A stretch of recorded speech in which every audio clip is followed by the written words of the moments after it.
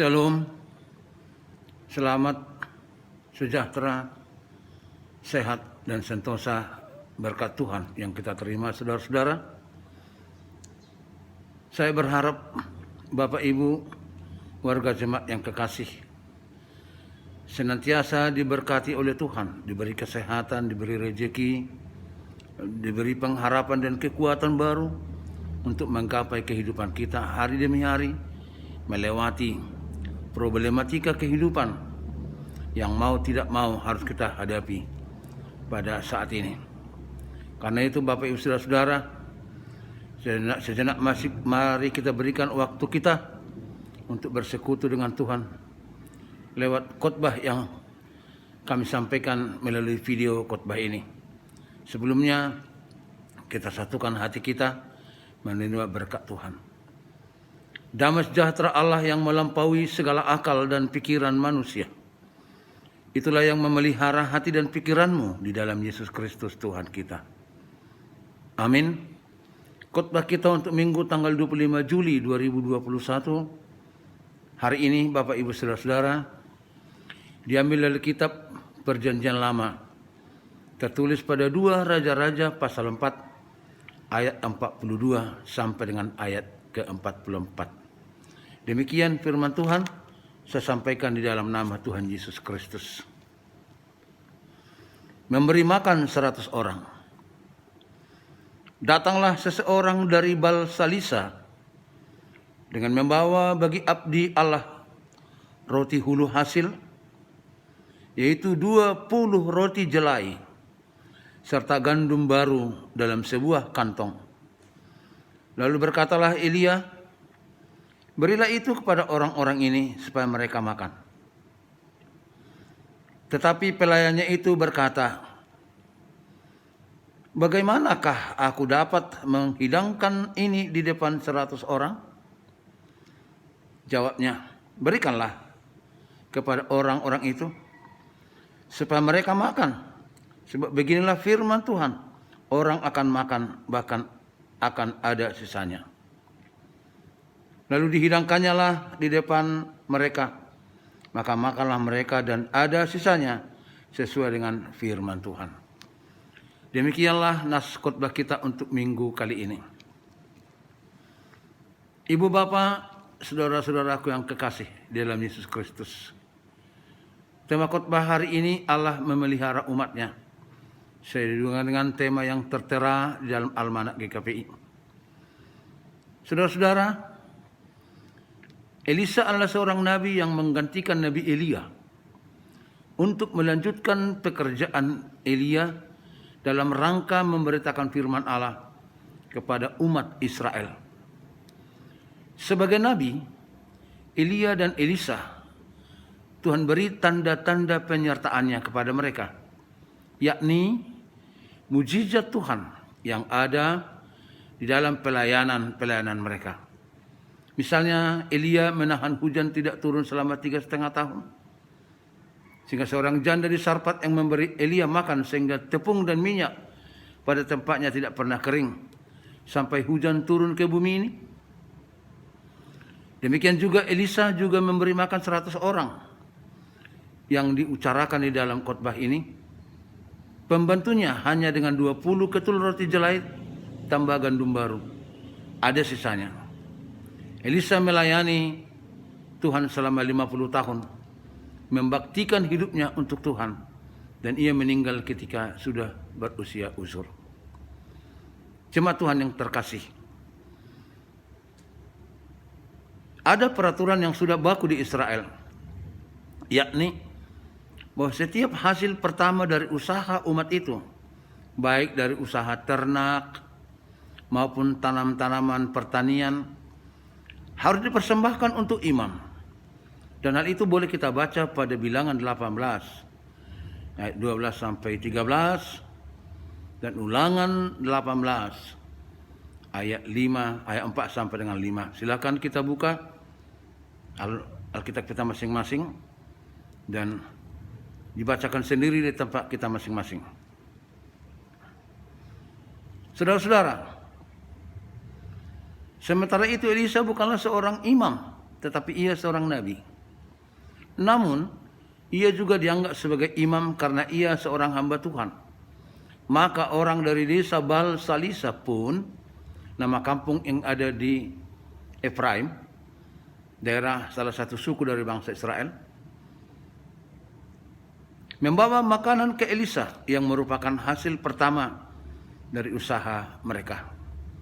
Elisa tidak mengenal mereka, tetapi orang dari Bal Salisa itu datang memberikan persembahannya pada Elisa sesuai dengan aturan yang berlaku di tengah-tengah umat tersebut. Nabi Elisa tidak sendiri. Dia bersama 100 orang pengikutnya, sehingga makanan yang diterima itu tidak cukup untuk mereka. Namun Elisa memerintahkan agar makanan itu diberikan kepada 100 orang pengikutnya, dan mereka semua kenyang, bahkan makanan itu bersisa. Hal ini menggambarkan mujizat yang dilakukan oleh Tuhan Yesus Kristus ketika menjamu 5.000 orang makan dengan hanya 2 ekor ikan dan 5 roti, tetapi sisa 12 bakul. Dalam cerita ini, saudara-saudara, tampaklah kuasa Allah memelihara hamba-hambanya yang kadangkala tidak masuk di akal manusia apa yang Tuhan lakukan. Ibarat dalam cerita Elisa ini, dari yang tidak dikenal pun datang persembahan kepada Nabi Elisa. Perlu juga diperhatikan menyangkut soal pemberi persembahan ini, saudara-saudara. Dari hasil pertama pekerjaan atau usaha kita yang harus dipahami, dari hasil yang terbaik yang harus kita persembahkan buat Tuhan. Bukan dari sisa-sisa belanja kita. Tetapi Yesus juga mengajarkan kepada gerejanya bahwa gereja itu wajib memberi yang terbaik bagi pelayan-pelayan gereja. Pelayan-pelayan gereja Tuhan itu sebagai hamba-hamba Tuhan di dunia ini. Lukas 10 ayat 7. Demikian juga Rasul Paulus mengajarkan hal-hal tentang memberi persembahan yang bisa kita baca pada 1 Korintus 9 ayat 14, 1 Timotius 5 ayat 17, Ibu Bapak, saudara-saudara, anggota jemaat Tuhan yang terkasih, memperhatikan kehidupan kekristenan kita pada zaman sekarang ini, kita punya sekedar kesimpulan kecil tentang kesadaran warga jemaat dalam rangka pemberian persembahan kepada Tuhan. Ada yang keliru berpendapat tentang persembahan itu sendiri, bahkan keberatan memberikan persembahan itu sendiri, tidak dengan senang hati, merasa terbeban, dan tidak didasarkan pada rasa syukur. Misalkanlah, kita ambil contoh kasus. Jemaat memberikan persembahannya untuk jemaat. Dan persembahan itu adalah untuk para pelayan jemaat. Mereka berpikir bahwa persembahan yang mereka berikan itu diperuntukkan hanya untuk pelayan-pelayan jemaat saja. Suatu hal yang pasti dan harus dipahami oleh kita semua, pelayanan gereja harus berkesinambungan yang harus didukung oleh warga jemaat dengan daya dan dana. Sementara itu, kita harus tahu bahwa sumber keuangan jemaat adalah anggota jemaat itu sendiri. Tidak ada sumber lain kecuali gereja itu memiliki badan usaha, perkebunan, dan sebagainya. Karena itu, kita menyadari bahwa gereja bergerak wajib harus didukung oleh anggotanya, yaitu lewat dukungan daya dan dana. Dan itu juga tertulis dalam PRTG KPI bahwa warga jemaat punya hak dan kewajiban. Salah satu kewajibannya itu ialah mendukung keputusan jemaat, mendukung dengan daya dan dana. Mazmur 30:10-11 juga mengatakan bahwa orang yang takut akan Tuhan tidak akan berkekurangan. Tuhan memelihara umatnya dan hamba-hambanya dengan cara Tuhan sendiri. Bagi umat percaya, kepadanya harus mempersiapkan diri untuk Tuhan pakai sebagai saluran berkat-Nya di tengah-tengah dunia ini. Berkat-berkat yang kita terima dari Tuhan, sesungguhnya itu bukan hanya kita sendiri yang menikmatinya. Orang lain juga harus turut menikmati berkat yang kita terima dari Tuhan. Dan tidak ada orang yang semakin miskin ketika dia memberi ucapan syukur, persembahan kepada Tuhan dengan kesadaran bahwa sumber hidupnya adalah dari Tuhan. Karena itu jangan pernah menipu diri sendiri saudara-saudara, soal hal memberikan persembahan untuk Tuhan. Yang terbaik untuk Tuhan, itulah persembahan kita. Bukan justru yang terburuk, yang merupakan sisa-sisa dari belanja kita.